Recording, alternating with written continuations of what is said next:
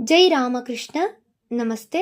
ಸ್ವಾಮಿ ವಿವೇಕಾನಂದರ ಪತ್ರಮಾಲೆ ಗ್ರಂಥಾಧ್ಯಯನಕ್ಕೆ ತಮ್ಮೆಲ್ಲರಿಗೂ ಸ್ವಾಗತ. ಸಂಚಿಕೆ 2. ಶ್ರೀ ಪ್ರಮದದಾಸ್ ಮಿತ್ರರಿಗೆ ಭಗವಂತನಿಗೆ ಜಯವಾಗಲಿ. ಕಲ್ಕತ್ತಾ, 4 ಜುಲೈ 1889. ಪೂಜ್ಯಪಾದ ಮಹಾಶಯರೇ, ನಿನ್ನೆ ನಿಮ್ಮ ಪತ್ರದಲ್ಲಿನ ವಿಷಯವನ್ನೆಲ್ಲ ತಿಳಿದು ಬಹಳ ಸಂತೋಷವಾಯಿತು. ಗಂಗಾಧರನು ನಿಮಗೆ ಕಾಗದ ಬರೆಯುವಂತೆ ಅವನಿಗೆ ತಿಳಿಸೆಂದು ನೀವು ಹೇಳಿರುವಿರಿ. ಆದರೆ ಅದು ಸಾಧ್ಯವಾಗುವಂತೆ ಕಾಣುವುದಿಲ್ಲ. ಅವನೇನೋ ನಮಗೆ ಪತ್ರವನ್ನು ಕಳುಹಿಸುತ್ತಿದ್ದರೂ ಒಂದು ಸ್ಥಳದಲ್ಲಿ 2-3 ದಿನಗಳಿಗಿಂತ ಹೆಚ್ಚು ನಿಲ್ಲದೆ ಇರುವುದರಿಂದ ನಮ್ಮ ಪತ್ರಗಳಾವುವೂ ಅವನಿಗೆ ಸೇರುವಂತೆ ಕಾಣುವುದಿಲ್ಲ. ನನ್ನ ಪೂರ್ವಾಶ್ರಮದ ಬಂಧು ಒಬ್ಬನು ಸಿಮೂಲತಲದಲ್ಲಿ ಒಂದು ಬಂಗಲೆಯನ್ನು ಕೊಂಡಿಡುವರು.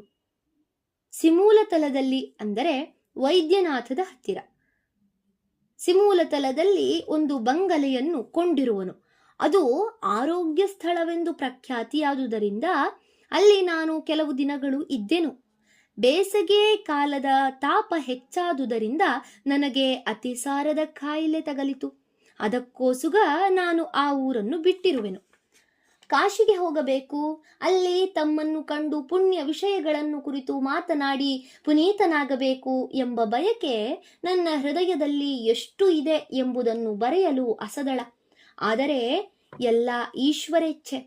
ಪೂರ್ವ ಜನ್ಮದ ಹೃದಯ ಸಂಬಂಧ ನಮ್ಮಿಬ್ಬರಲ್ಲಿ ಏನಿದೆಯೋ ನನಗೇ ಆಶ್ಚರ್ಯವಾಗುತ್ತದೆ.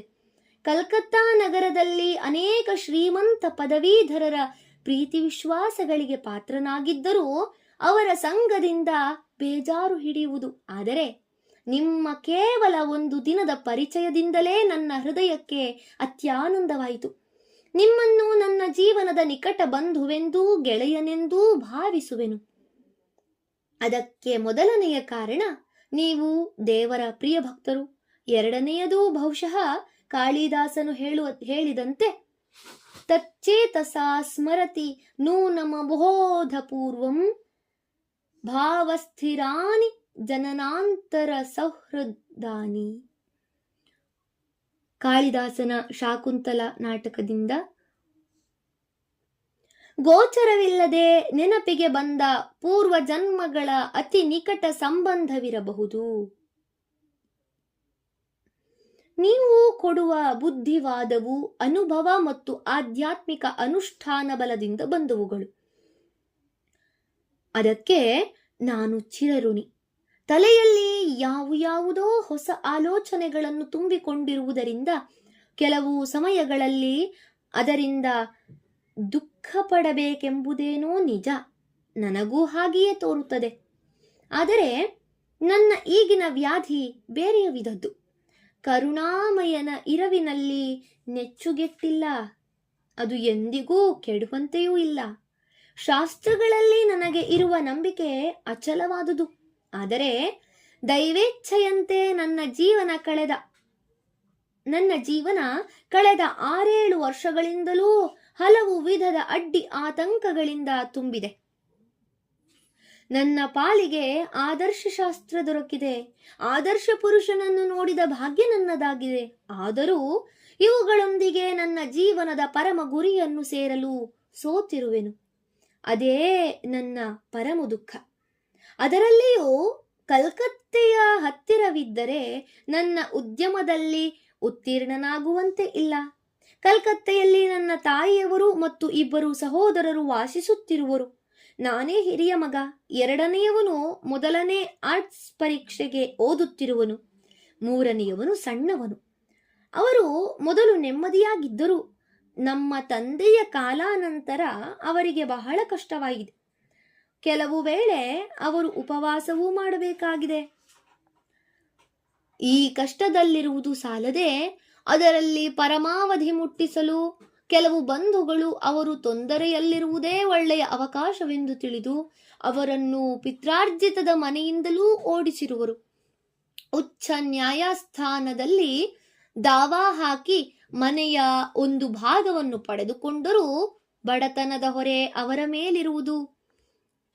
ವ್ಯಾಜ್ಯವು ನ್ಯಾಯಸ್ಥಾನದಲ್ಲಿ ನಡೆಯುತ್ತಿರುವುದು. ಕಲ್ಕತ್ತೆಯ ಹತ್ತಿರ ವಾಸ ಮಾಡುತ್ತಿರುವುದರಿಂದ ಅವರ ಕಷ್ಟ ಸ್ಥಿತಿಯನ್ನು ನಾನು ನೋಡಬೇಕಾಗಿರುವುದು. ರಾಜಸಗುಣ ಮೇಲಾಗಿ ನನ್ನ ಅಹಂಕಾರವು ಕೆಲವು ವೇಳೆ ಕಾರ್ಯಮುಖವಾಗುವ ಆಸೆಯಲ್ಲಿ ಕೊನೆಗಾಣುವುದು. ಅಂತಹ ಸಮಯದಲ್ಲಿ ಮನಸ್ಸಿನಲ್ಲಿ ಒಂದು ತುಮುಲ ಯುದ್ಧವಾಗುವುದು. ಅದಕ್ಕೆ ನನ್ನ ಮನಸ್ಸು ಅತಿ ಭಯಂಕರವಾಗಿದೆ ಎಂದು ಬರೆದದ್ದು. ನ್ಯಾಯಸ್ಥಾನದಲ್ಲಿ ನಡೆಯುತ್ತಿದ್ದ ವ್ಯಾಜ್ಯ ಈಗ ಕೊನೆಗೊಂಡಿದೆ. ಎಲ್ಲ ವಿಷಯಗಳನ್ನು ಇತ್ಯರ್ಥ ಮಾಡುವುದಕ್ಕೆ ಇಲ್ಲಿ ಕೆಲವು ದಿನಗಳು ಇದ್ದು ಅನಂತರ ಈ ಸ್ಥಳದಿಂದ ಕೊನೆಯ ಸಾರಿ ಬಿಟ್ಟು ಹೋಗುವಂತೆ ನನಗೆ ಆಶೀರ್ವದಿಸಿ. ಆಪೂರ್ಯಮಾಣಮಚಲಂ ಪ್ರತಿಷ್ಠಂ ಸಮುದ್ರಮಾಪಃ ಪ್ರವಿಶಂತಿ ಯದ್ವತ್ ತದ್ವತ್ ಕಾಮಾಯಂ ಪ್ರವಿಶಂತಿ ಸರ್ವೇ ಸ ಶಾಂತಿಮಾಪ್ನೋತಿ ನ ಕಾಮಕಾಮಿ. ಗೀತಾ ಅಧ್ಯಾಯ 2 ಶ್ಲೋಕ 70. ಪೂರ್ಣವಾದ ಪ್ರಶಾಂತ ಸಾಗರಕ್ಕೆ ನದಿಗಳು ಸೇರುವಂತೆ ಯಾವ ಮುನಿಯಲ್ಲಿ ಎಲ್ಲಾ ಆಸೆಯ ಪ್ರವಾಹಗಳು ಸೇರಿದರೂ ಯಾರು ಅಚಲನಾಗಿರುವನೋ ಅಂತಹವನಿಗೆ ಶಾಂತಿ ದೊರಕುವುದು. ಆಸೆಗಳನ್ನು ಅರಸಿ ಹೋಗುವವನಿಗಲ್ಲ. ಸರ್ವೋತ್ಕೃಷ್ಟ ದೈವೀ ಶಕ್ತಿ ನನ್ನೆದೆಗೆ ಹರಿದು ಬಂದು ಅದನ್ನು ಪೋಷಿಸಿ ಬಲಯುತವನ್ನಾಗಿ ಮಾಡಲಿ. ನನ್ನಿಂದ ಎಲ್ಲಾ ವಿಧವಾದ ಮಾಯಾವಿಲಾಸಗಳು ದೂರಕ್ಕೆ ಸರಿಯಲಿ ಎಂದು ಆಶೀರ್ವದಿಸಿ. ಏಕೆಂದರೆ ಶಿಲುಬೆಯನ್ನು ನಾವು ತೆಗೆದುಕೊಂಡಿರುವೆವು, ನೀನು ಅದನ್ನು ನಮ್ಮ ಕೈಗೆ ಕೊಟ್ಟಿರುವೆ. ಅದನ್ನು ಮರಣಕಾಲದವರೆವಿಗೂ ಸಹಿಸುವಂತೆ ಶಕ್ತಿಯನ್ನು ನೀಡು. Imitation of Christ. ನಾನು ಈಗ ಕಲ್ಕತ್ತೆಯಲ್ಲಿರುವೆನು. ನನ್ನ ವಿಳಾಸ ಕೇರ್ ಆಫ್ ಬಲರಾಮ ಬಾಬು 57 ರಾಮಕಾಂತ ಬೋಸ್ ಬೀದಿ, ಬಾಗ್ ಬಜಾರ್, ಕಲ್ಕತ್ತಾ. ಇತಿ ನಿಮ್ಮ ವಿವೇಕಾನಂದ. ಧನ್ಯವಾದಗಳು. ಇಂದಿಗೆ ಸಂಚಿಕೆ